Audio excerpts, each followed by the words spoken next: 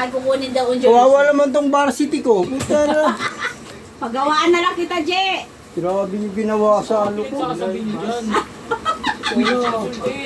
Wala naman nagsusulsulkin eh. Kaya paano ka namin? Para ano?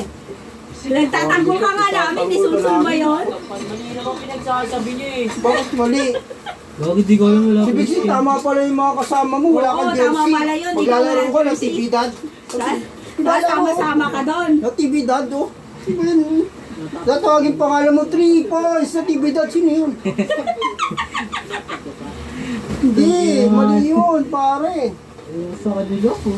Papangalan dapat doon, Kenji, 3 points. Oh. Sino pa hindi umattend yung may jersey ako? Palakasan. Wala. Alam mo na kung sino yung tropa. Alam mo na, G, kung sino tropa mo, G. G. Alam mo na kung sino magiging tropa mo. Sakit sa Kasi sa susunod, ganun ulit gagawin yan. Sama ka kunyari.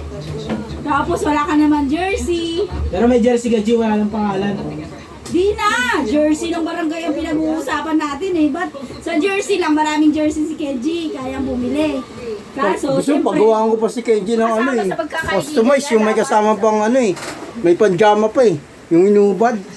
Pag ano, papasok na. hindi. Kahit na yan, eh, Ay, Sana, pinakasan nyo, kawawa naman si Ken. Ano, grabe kayo. effort pa naman kanina. Ako Iyan mo to. Hindi ako yun. Kasama, ba't may uniforme? Hindi ka naman umatin. ewan ko sa kanila. Oh, Nagulat din ako. yung umatin, walang uniforme.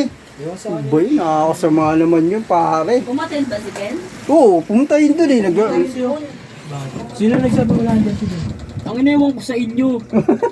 Itong mga to sinisisi nyo sa akin. Di ba't ka pumunta walang jersey doon? Tangina mo, ikaw hindi pumunta eh. Gago ka eh. Ba't ako may jersey? Oh, ba't di ka may jersey? Eh, siya lang yung tropa eh. Siya yung nagiinom dun eh.